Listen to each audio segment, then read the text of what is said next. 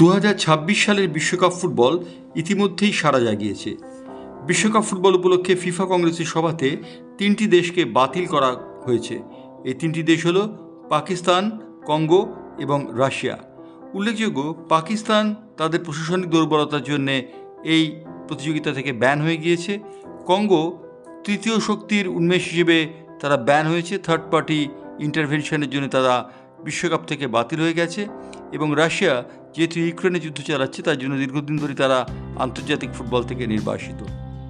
এবারের বিশ্বকাপ ফুটবলে মোট 48টি দল খেলবে, অর্থাৎ ফিফা একটি যুগান্তকারী সিদ্ধান্ত নিয়েছে। তারা 16টি দলকে বাড়াচ্ছে এবারের বিশ্বকাপে।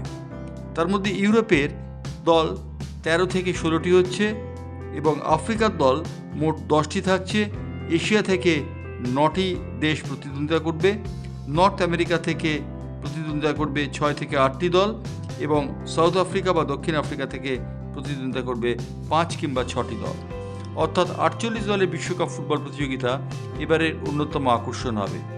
এবারের বিশ্বকাপ ফুটবলে একটি প্রস্তাব এসেছিল 90 মিনিটের ম্যাচটিকে 100 মিনিট করে 25 মিনিটের প্রতিটি অর্ধ করার জন্যে, যাতে বিজ্ঞাপনদাতারা খানিকটা সুবিধা পায়।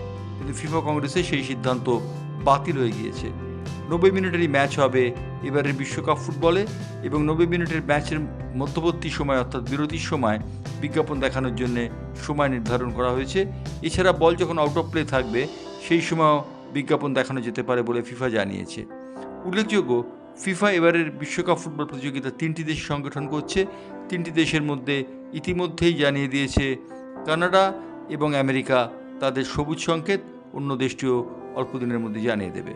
অর্থাৎ ফিফা যে 48 দেশকে নিয়ে বিশ্বকাপ ফুটবল সংগঠন করছে তা হবে নতুনতর। কঙ্গো, রাশিয়া এবং পাকিস্তানকে এই টুর্নামেন্টে দেখা যাবে না। ব্যুরো রিপোর্ট, বাংলার পালস টিভি।